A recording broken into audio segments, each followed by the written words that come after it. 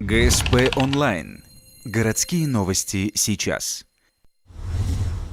Четверг, 12:00. Сотрудники пожарной службы выезжают на профилактический рейд. Сегодня к специалистам прикреплены добровольные пожарные, студенты одного из вузов. В планах оповестить дачников СОТ «Сосновый Бор» о введении особого противопожарного режима. Временные правила запрещают разводить костры и обязывают на каждом участке иметь огнетушитель или бочку с водой. В принципе, я довольна, да, как сотрудник отдела надзорной деятельности, ведущего профилактику пожаров. В принципе, на каждом дачном участке имеется и огнетушитель с водой, в некоторых даже и огнетушители. Так что люди, как говорится, в боевой готовности.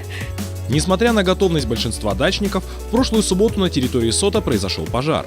Но благодаря внимательным гражданам его локализовали еще до приезда пожарной службы. Огородники утверждают, что проблем с водой нет, но ведрами много не натаскаешь.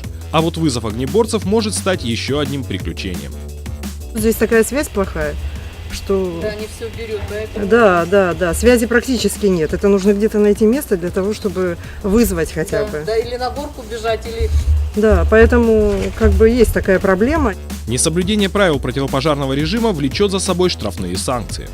Как рассказал инспектор Надежда Никулина, с утра был зафиксирован факт сжигания отходов деревоперерабатывающего завода с нарушением требований безопасности.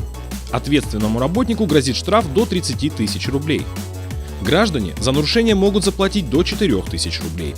То же действие, но юридическим лицам грозит штрафом 500 тысяч рублей.